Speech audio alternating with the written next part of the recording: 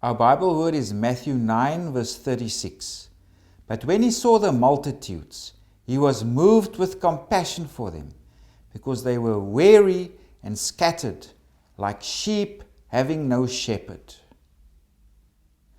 So this is Jesus in the Gospel of Matthew expressing his concern for the people of Israel. They have no shepherd. They are scattered. They are weary. They have no one to protect them and to guide them. And our textual unit we will look at is chapter 9 verse 35 to 38.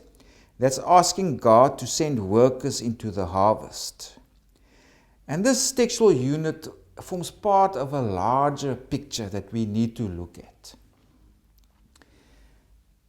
Because Matthew gives us textual clues in terms of we must take note of specific things. For example, at the end of his discourses, he always says, and now when Jesus has finished these sayings, for example, is to tell you something important is going on here. This is Jesus, the new Moses speaking, and here was one of his big discourses. And of course in Matthew there were 5. In the ancient Greek, everything was written together in capital letters. There were no paragraphs. There were no special way of writing things like italics or bold or underlining. So textual clues were given by the author to say, take note of this. There's special meaning here.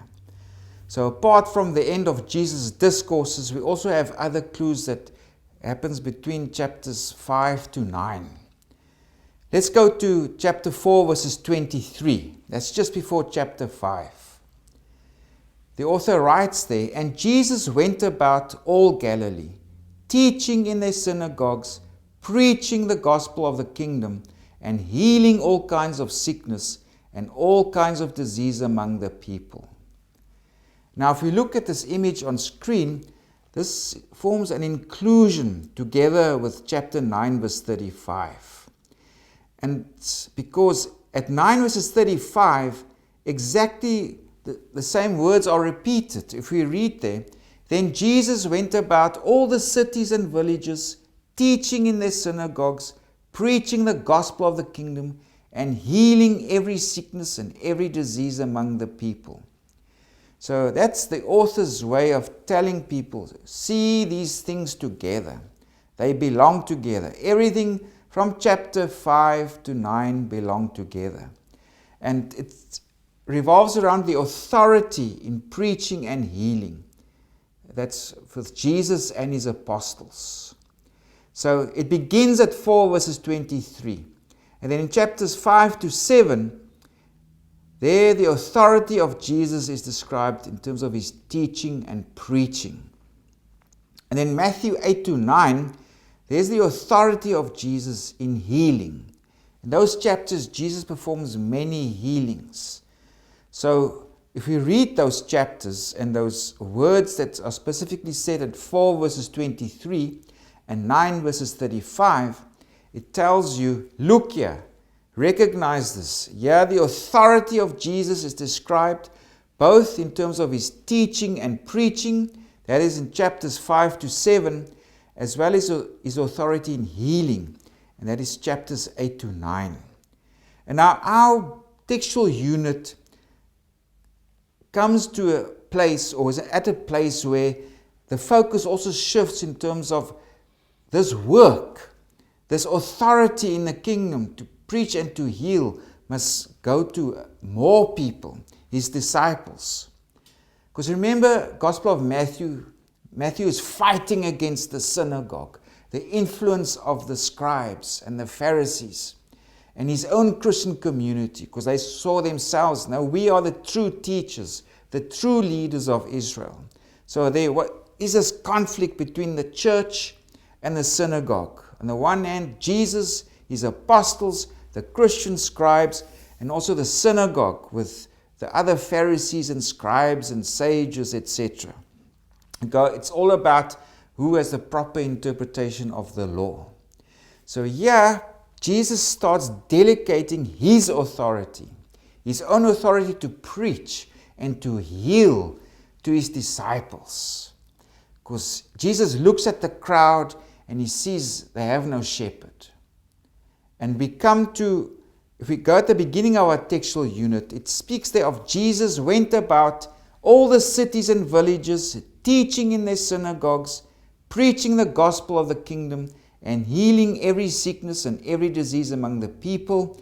That tells you, connected all the content all the way back to chapter 4, verses 23.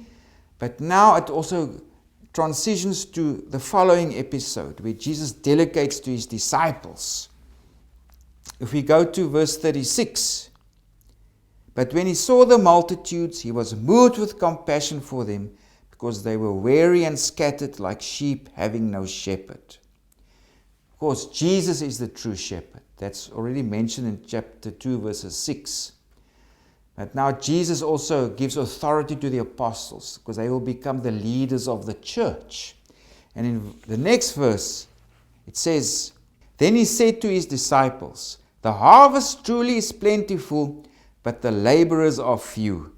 Therefore pray the Lord of the harvest to send out laborers into his harvest. So Jesus is already involved in the harvest. He has authority to preach. He has authority to heal, but he cannot do it all by himself. So he's now asking the Father, let's pray that for God to send workers into the harvest. And this is exactly what he will authorize the apostles to do. The harvest is ready. They must now go. And now if we look at that picture again, that inclusion that exists between chapter 4 verses 23 and chapter 9 verses 35 also extends all the way to 11 verses 1. Because there's something kind of similar is said.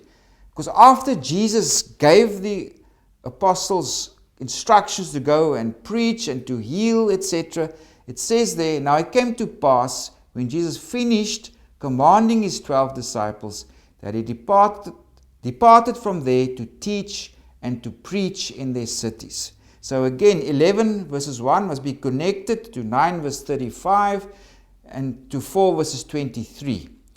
So again, if we look at it in chapters 5 to 7, this is the authority of Jesus to teach and preach.